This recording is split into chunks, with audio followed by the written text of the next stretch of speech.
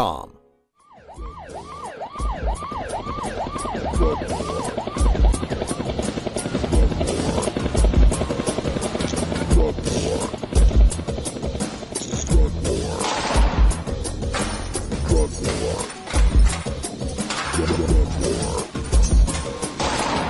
One of the most disturbing elements of the Prohibition War is how it's made police the enemy of otherwise law-abiding cannabis consumers. Fortunately, one group of police officers knows the futility of prohibition and reaches out to educate the community and current law enforcement.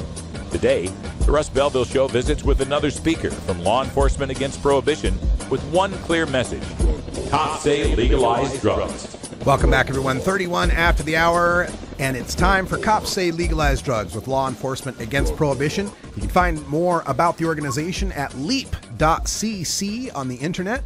And today we're visiting with Anthony Cincotti, who's a retired corrections officer from the state of Nevada, currently living in Cape Coral, Florida. Anthony, welcome back to the show.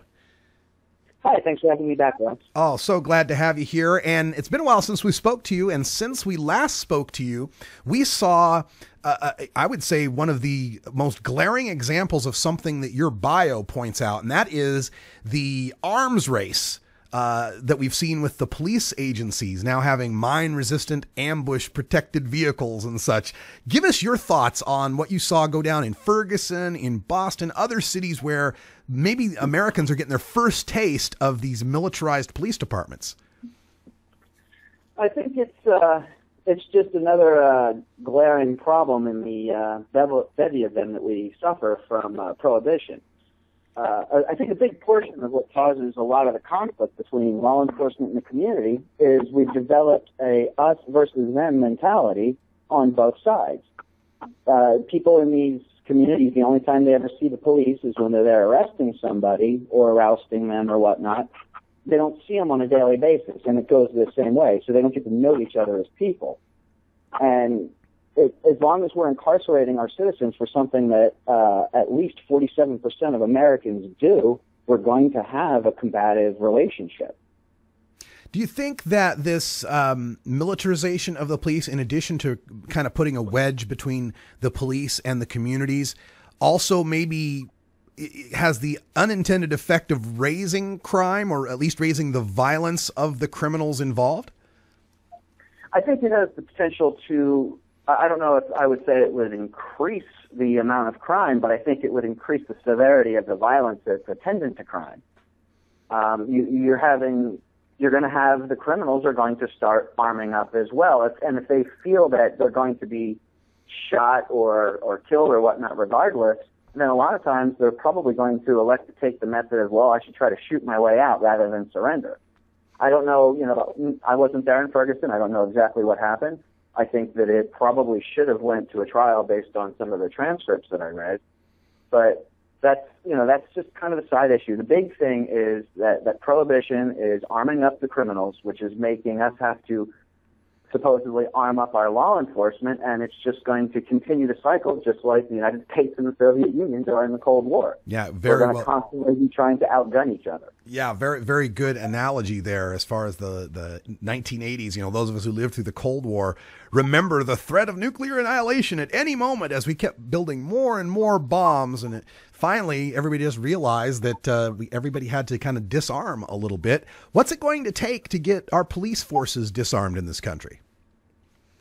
I think it's going to take a lot of steps, but I think the biggest one is going to be ending prohibition, because then we won't need as heavily armed of a police force. The criminals won't have this huge influx of cash to continue purchasing weapons, no matter how many we see, and cops will be able to direct their energy towards real crime that has real victims.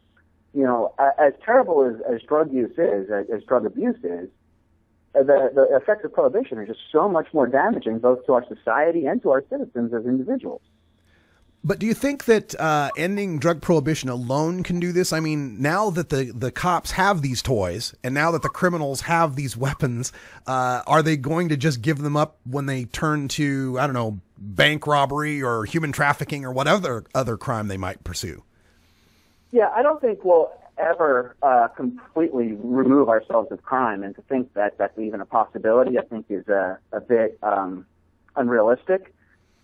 But at the end of the day, if we can cut off the funds to a business, that business is no longer able to operate at the same level as it was. Just like we break apart these giant corporations when they become a monopoly and have too much control over the market, we go and do the exact opposite with drug dealers and criminals by making them the only purveyors of a product that Americans are going to continue to buy despite 50 years of prohibition. So the theory there is not so much that, criminals wouldn't want to give up their, AK-47s or whatever, but they just won't be able to afford them anymore. Exactly. And as we seize them, we'll remove some from circulation, and they won't have the assets to continually replenish that arsenal. So I think that would go a long way towards reducing the amount of heavy firearms that are on the criminal marketplace. Let's take a look at another side of this. You worked at the Lovelock Congressional Center for 13 years with the Nevada Department of Corrections. 1,600 inmates from the minimum to the maximum, all levels of criminals involved there. And how much... we're suffering from immense amounts of prison overcrowding and also the effects of privatization of prisons. How much is that profit motive for these private prisons keeping the war on drugs in place, and how will we convince them to give up that little piece of profit pie? Well, that's definitely a big factor of it. Just look at the political contributions that these agencies give, like CCA and whatnot. They give a lot of money to politicians to keep voting the way they're voting. I think a pretty good indicator is if a business and the cartel both have the same goals, it's probably not a good goal. Very good point. We're speaking with Anthony Cincotti. He's a retired corrections officer from Nevada, currently in Cape Coral, Florida. He's a speaker with Law Enforcement Against Prohibition, and you can get great speakers like Anthony to speak in your area, to your group, and you can just find out more by going to leap.cc, click on Find a Speaker. They got people everywhere, so make use of that resource the best you can. Anthony, another question I have here with regards to incarceration in America. We're now starting to see a movement. Allison Holcomb from I-502, which legalized marijuana in Washington State, has been tasked to form a panel against mass incarceration. And this term is starting to gain some political traction in Washington, D.C. as well. What would you like to see our politicians do as we move forward on ending mass incarceration? Well, I think they should really start looking at other alternatives, particularly for the so-called victimless crimes. Anything that's prohibited is going to lead to crime. So we need to get rid of prohibition. And that's just pretty much the single biggest thing that we can do is get rid of the crime, and then we won't have criminals. Because when you make something a crime that's not really a crime, you still make real criminals. Because once they're entering into the system, we now trap them in a loop. You can't get out of jail for a drug thief and go and get a federally subsidized student loan for college. You can if you're a murderer or a rapist or a child molester. But if you're a drug dealer, you can't go get an education. So now we're locking these people into second-class citizenship. We've taken away their ability to gain legitimate, profitable employment. What do you expect a certain percentage of them are going to do? They're going to embark upon a life of even more severe crime to try to make more money. We all want to make money and survive, and we're going to do it regardless of what's put above us. That's really good to hear. And one of the aspects of this that I think people that are a little leery about this, a large portion of Americans now are on board with marijuana legalization. When we start talking to them about other drugs, they get a little more reticent about changing the laws and ending the prohibition. And one of the arguments might be that, hey, marijuana, you smoke some pot, you're going to be kind of mellow, but, you do some PCP, you might become wild and crazy and hurt other people. How do you respond to those fears? Well, I tell them that I used to have the exact same fears, and I didn't overcome them overnight. It was countless hours of research and debating the subject with other people and having conversations and dialogues. If anything, I should be somebody out there going, well, yeah, let's just legalize cannabis, but let's keep drugs like heroin illegal, because I had a stepbrother die of a heroin overdose when he was 20. However, that heroin overdose quite likely could have been avoided. He had been clean for a year. and then he fell off the wagon, went to Philadelphia, got what they call a hot dose because it's not sold in a controlled marketplace. You have no idea what you're getting. Mm-hmm. Shot up and overdosed and died on a park bench.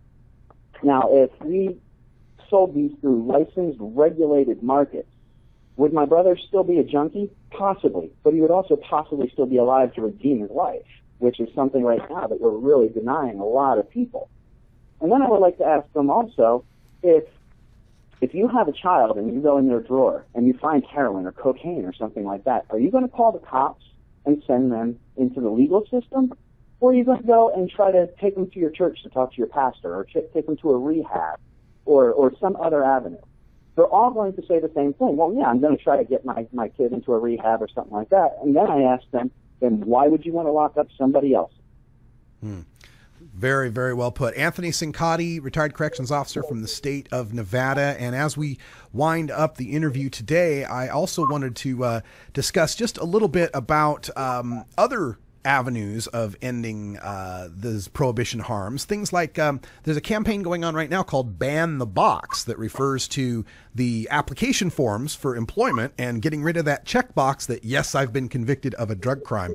I mean, is this just a stopgap measure, or until we can get the real thing, until we can get real legalization?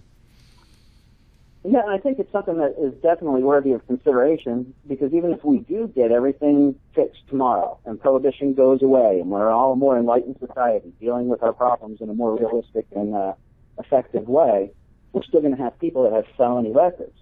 So we need to either come up with some type of way for them to say, okay, have you ever been convicted of a non-drug related felony or something like that? Or have you ever been convicted of a violent crime?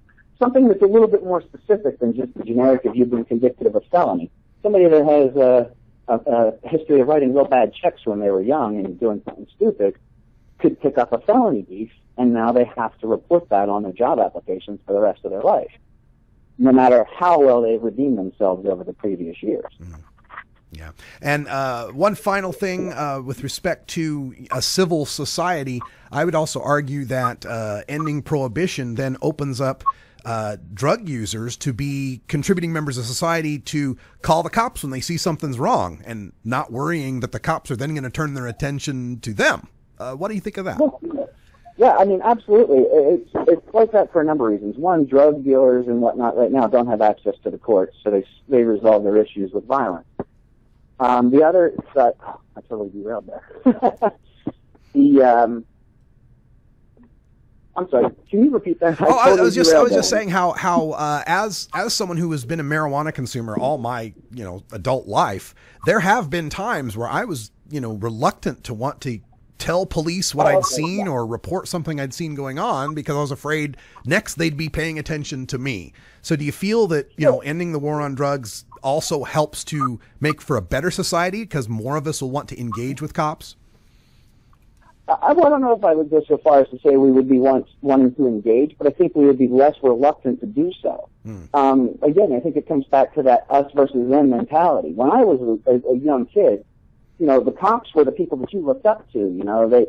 They were the members of your community that you aspired to be. Now they're the people that a large portion of our population fears more than admires. And that's really bad. I mean, they're supposed to be the backbone of our society is our law. Yeah. And if we can't trust the people that are enforcing our laws, or if we don't feel we can trust the people, regardless of whether we can or not, the feelings are very important. And if the people feel that they can't trust these because they're always seeing them in their neighborhood, kicking away their brothers or their cousins or their sisters who are really only doing the one thing that they frequently get busted for, which is drugs. Yeah. Well, it's a problem, it's a health problem, but it shouldn't be a law enforcement problem. Agreed. Anthony, thank you so much for joining us again, and good luck on all your future speaking engagements. Thank you so much, Russ. Thanks for having me, and look forward to speaking to you again in the future. All right, folks. Anthony Cincotti from Law Enforcement Against Prohibition. Stay tuned. We're back with the anti-drug public service announcement of the day, and then a radical rant on linguistics here in the marijuana movement. Stick around. You're tuned into the Russ Belville Show, the voice of the marijuana nation.